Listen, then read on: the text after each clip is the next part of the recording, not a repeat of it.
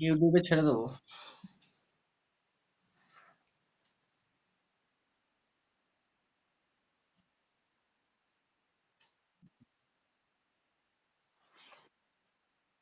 Kinetic energy কাউকে, হ্যাঁ, হ্যাঁ, পোটেনশিয়াল এনার্জি তাহলে দেখ, পোটেনশিয়াল এনার্জিটা জিরো হয়ে যাবে দেখ যদি বাইরের কোনো ফিল্ডের অ্যাবসেন্সে হয়। বুঝতে পারলি? বাইরে কোনো অ্যাবসেন্সে যদি মানে এক্সটার্নাল ফিল্ড যদি না থাকে তাহলে কি হবে, সেটা পোটেনশিয়াল এনার্জিটাও জিরো হয়ে যাবে। Then we can say internal energy. থার্মোডাইনামিক্সটা আর 4টে ক্লাস লাগবে, ইন্টারনাল এনার্জি 4-5টা ক্লাস লাগবে। খুব আস্তে আস্তে পড়াচ্ছি থার্মোডাইনামিক্সটা, এত ডিটেলস বইয়েরটা পড়ে গেলে এত টাইম লাগবে না, কিন্তু এক্সট্রা অনেক কিছু পড়াচ্ছি যার জন্য টাইম লাগবে। ইন্টারনাল এনার্জিটা তখন কি হবে, এই টোটাল এনার্জিটা ইন্টারনাল এনার্জি সমান হয়ে যাবে। দেখ, এই দুটো জিরো, এটাও জিরো, তাহলে কি হবে, ইন্টারনাল এনার্জিটা টোটাল এনার্জির সাথে সমান হয়ে যাবে, হবে তো?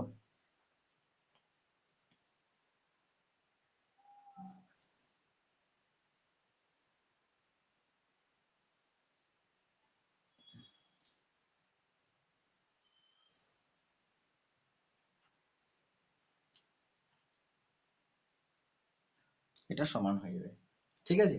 দেখ ভালো করে।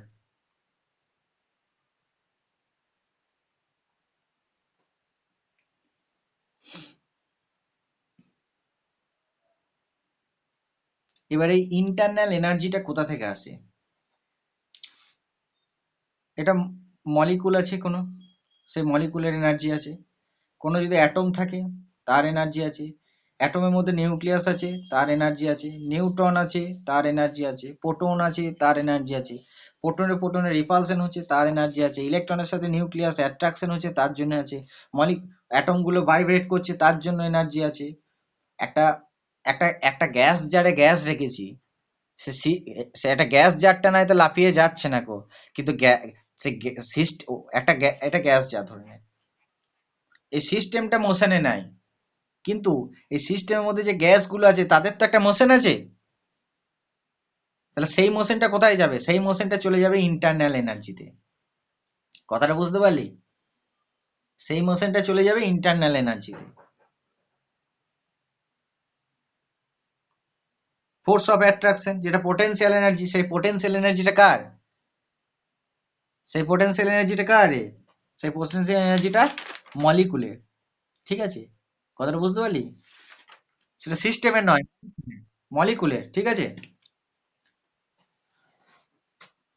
প্রত্যেকটা মলিকুলের একটা এনার্জি থাকবে, কাইনেটিক এনার্জি থাকবে তার মধ্যে, তাই না? সেটা মলিকুলের, সিস্টেমের নয়, কিন্তু মাথায় রাখতে হবে এটা কিন্তু। যে আমরা একটা গ্যাস জার রেখেছি, সেই গ্যাস জারের মধ্যে গ্যাসের জারটা নাই তো লাফিয়ে কোথাও যাচ্ছে না, মোশনে নাই, তাহলে তার কাইনেটিক এনার্জিটা জিরো। তার মানে এই নয় মলিকুলের এনার্জি থাকবে না, প্রত্যেকটা মলিকুল কিন্তু গ্যাসের মধ্যে তারা র্যান্ডাম মোশনে আছে, তাই না? তারা প্রত্যেকটা র্যান্ডাম মোশনে আছে। তাহলে সেই মোশনের জন্য একটা কাইনেটিক এনার্জি থাকবে, যে কাইনেটিক এনার্জিটা যোগ হবে এই ইন্টারনাল এনার্জির সাথে। এই কাইনেটিক এনার্জি নয়, এই কাইনেটিক এনার্জিটা সিস্টেমের, আর এই ইন্টারনাল এনার্জিটা সিস্টেমের ভিতরে যে আছে তার মধ্যে। সিস্টেমের মধ্যে মলিকুল আছে, সেই মলিকুলের যত রকম এনার্জি আছে সব এই এনার্জিটা যোগ হবে এই ইন্টারনাল এনার্জির মধ্যে। ফিল করতে হবে জিনিসটাকে, ভালো করে বুঝতে হবে জায়গাটা। বোঝা গেছে?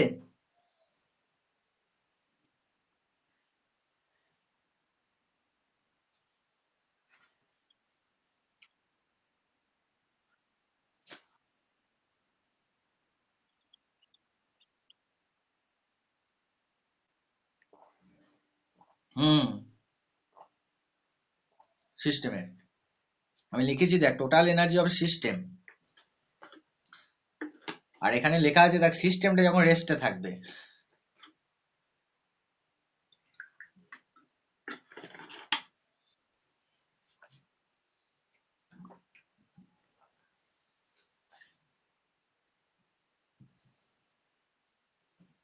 ঠিক আছে,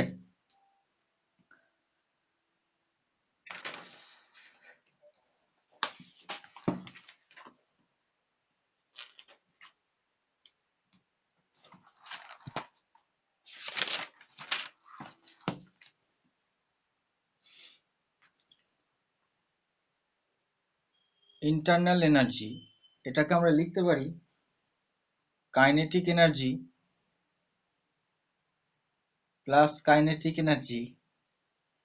প্রশ্ন উঠবে কাইনেটিক এনার্জি কেন, kinetic energy kinetic energy kinetic energy বললাম। মলিকুল তিন ভাবে মোশন করতে পারে। একটা উপর থেকে নিচের দিকে, না না না না, বাঁ দিকে ডান দিকে উপর দিকে নিচের দিকে যাই হবে হোক না কেন, এটাকে বলা হয় ট্রান্স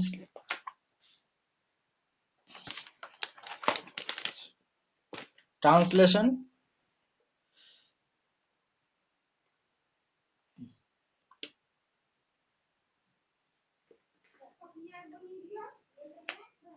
ট্রান্সলেশনাল মোশন।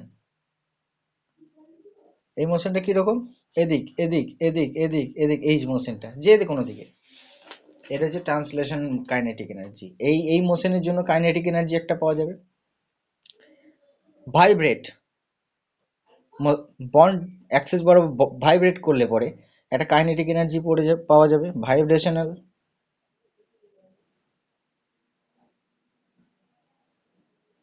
আর একটা হচ্ছে রোটেশনাল, রোটেশনের জন্য। কেমন, আমি যদি একটা কার্বন ডাই অক্সাইড মলিকুল কল্পনা করি, বা আমি কার্বন ডাই অক্সাইড নিলাম না, এ আর একটা বি মলিকুল নিলাম, এই অ্যাক্সিস বরাবর তারা রোটেট করে, ঠিক এরকম, ঠিক আছে। এর জন্য একটা কাইনেটিক এনার্জি পাওয়া যাবে। এই তিন রকম কাইনেটিক এনার্জি, এগুলো ডেপথের জায়গা, কিন্তু বিরাট ডেপথের। এগুলোর জন্য বই পড়তে হবে, প্রচুর পরিমাণে বই পড়তে হবে, ভালো ভালো বই পড়তে হবে, তবে ডেপথ বাড়বে এসব জায়গাতে। মানে শুধু সাবজেক্ট পড়লে একটা টাইম আসবে যখন দেখবি ডেপথ বাড়ানোর জন্য বই পড়তে হয়। মানে এখন নাম্বারের জন্য বই পড়তে হচ্ছে, তখন ডেপথ বাড়ানোর জন্য বই পড়তে হবে। যে যত বই পড়তে পারবে সে তত ডেপথ বাড়বে। প্লাস তার যদি সেটা তার একটা পোটেনশিয়াল এনার্জি থাকবে, থাকবে তো, তার তো একটা কিছু একটা পোটেনশিয়াল এনার্জি থাকবে, টোটাল এনার্জিটা ইন্টারনাল এনার্জি থাকবে। এবার একটা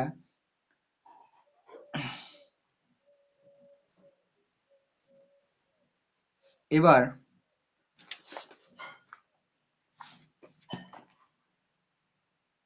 একটা আইডিয়াল গ্যাস নিয়েছি, সে আইডিয়াল গ্যাসের ক্ষেত্রে ইন্টারনাল এনার্জিটা কাইনেটিক এনার্জির সাথে সমান হবে, হবে কি হবে না বল।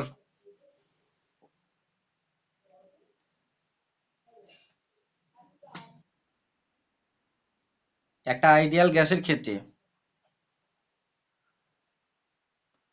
ফর অ্যান আইডিয়াল গ্যাসের ক্ষেত্রে ইন্টারনাল এনার্জিটা কাইনেটিক এনার্জির সাথে সমান হবে, হবে কি হবে না। তাহলে বুঝতে পারলি কি পারলি না।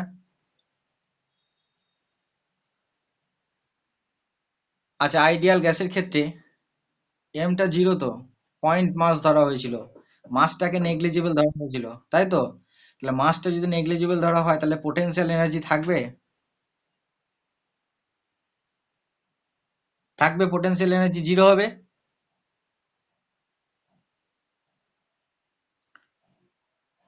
তাহলে এই তিনটে কাইনেটিক এনার্জির যোগফলই হবে ইন্টারনাল এনার্জি। তার মানে লিখতে পারি ইন্টারনাল এনার্জি সমান হচ্ছে কাইনেটিক এনার্জি।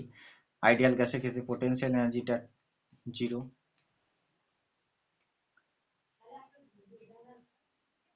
যেহেতু এর মাস নেই নেগলিজিবল ধরা হয়েছিল, তাই না। কাইনেটিক থিওরি অফ গ্যাসে আমরা পড়েছিলাম আইডিয়াল গ্যাসের বিহেভিয়ারে, অ্যাজাম্পশন যেগুলো প্রস্টুলেট ধরেছিলাম সেখানেই লেখা ছিল। এবার এই ইন্টারনাল এনার্জিটাকে আমরা ক্যালকুলেট করতে পারি না ডিরেক্টলি।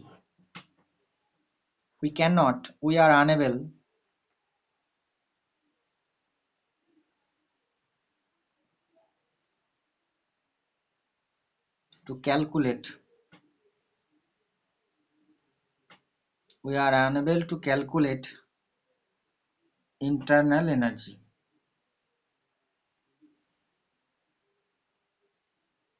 ইন্টারনাল এনার্জিটাকে ক্যালকুলেট করতে আমরা পারবো না।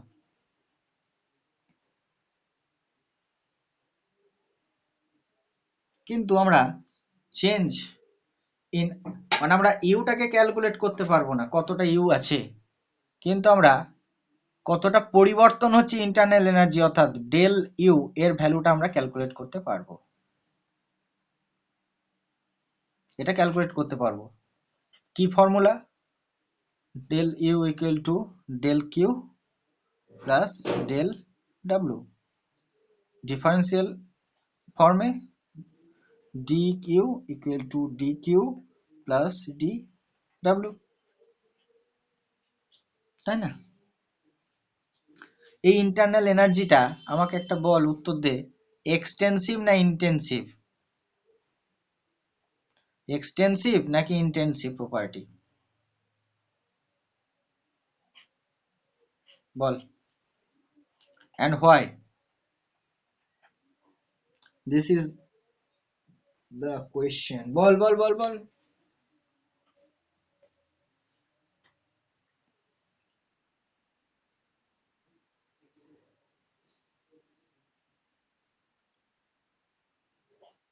মাসের উপর ডিপেন্ড করছে না, এই তো। ইন্টারনাল এনার্জি মানে হচ্ছে পোটেনশিয়াল এনার্জি, যোগ আছে, তাহলে পোটেনশিয়াল এনার্জির উপর ডিপেন্ড করছে তো। ডিপেন্ড এটা এক্সটেন্সিভ তো, এটা ডিপেন্ড করছে অ্যামাউন্ট অফ ম্যাটারের উপর, তাই না? অ্যামাউন্ট, কাইনেটিক এনার্জিটা ছেড়ে দে, কিন্তু অ্যামাউন্ট অফ ম্যাটার যত বেশি হবে তত তো পোটেনশিয়াল এনার্জিটা বেশি হবে। আর পোটেনশিয়াল এনার্জিটা তো ইন্টারনাল এনার্জির জন্য রেসপন্সিবল, নয়? ফর্মুলা দেখ।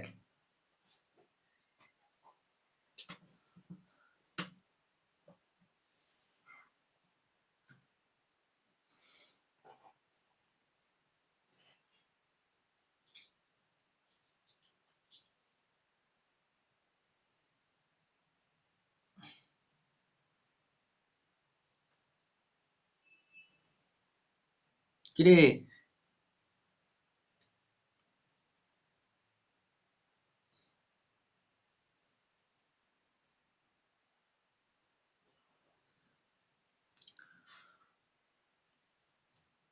এটা হচ্ছে একটা স্টেট ফাংশন, আমি বললাম এটা ডিপেন্ড করে না কোন পাথে যাচ্ছি, only depend initial and final position. আর একটা সাইক্লিক প্রসেস যদি হয়, এটা ভালো করে লিখে রেখে দে, সাইক্লিক প্রসেস যদি হয়, সাইক্লিক প্রসেসের ক্ষেত্রে D U equal to zero, অর্থাৎ চেঞ্জ অফ ইন্টারনাল এনার্জিটা জিরো। কেন? একটা সাইক্লিক প্রসেস যদি আমরা এরকম করে ধরি, এখান থেকে ধরেছিলাম এইদিকে গেলাম, এইদিকে গেলাম, এইদিকে গেলাম, তাই তো? তাহলে আবার এইদিকে গিয়ে এইদিকে গিয়ে আবার এখানে ফিরে এলাম। তাই ইনিশিয়াল ইনিশিয়াল অবস্থান এবং ফাইনাল পজিশন দেখ এক জায়গা, তাহলে কি হবে? ইন্টারনাল এনার্জি জিরো হবে না, কারণ এটা ফাইনাল পজিশন এবং ইনিশিয়াল পজিশনের উপর ডিপেন্ড করে। তাহলে ফাইনাল পজিশন আর ইনিশিয়াল পজিশন সাইক্লিক প্রসেসের ক্ষেত্রে সেম হয়, হয়তো হয় না। তাহলে সাইক্লিক প্রসেসের ক্ষেত্রে ইন্টারনাল এনার্জি চেঞ্জটা কি হবে? জিরো হবে, হবে না? সাইক্লিক প্রসেসের ক্ষেত্রে যারা স্টেট ফাংশন তাদের ক্ষেত্রে তো সবগুলোই জিরো হবে, চেঞ্জ অফ স্টেট ফাংশন সবসময় জিরো হবে, তাই না? যেগুলো স্টেট ফাংশন আছে, স্টেট ফাংশন ইনিশিয়াল এবং ফাইনাল পজিশনের উপর ডিপেন্ড করে, পাথের উপর ডিপেন্ড করে না। তাহলে সাইক্লিক প্রসেসের ক্ষেত্রে যেহেতু ইনিশিয়াল পজিশন এবং ফাইনাল পজিশনটা সেম থাকে, তাহলে চেঞ্জ অফ ইন্টারনাল এনার্জি কি হবে? জিরো হবে। ঠিক আছে? আজকে কোনটা?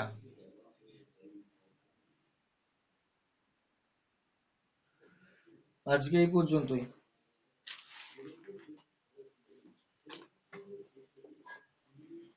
বল যদি কোনো অসুবিধা থাকে কোথাও।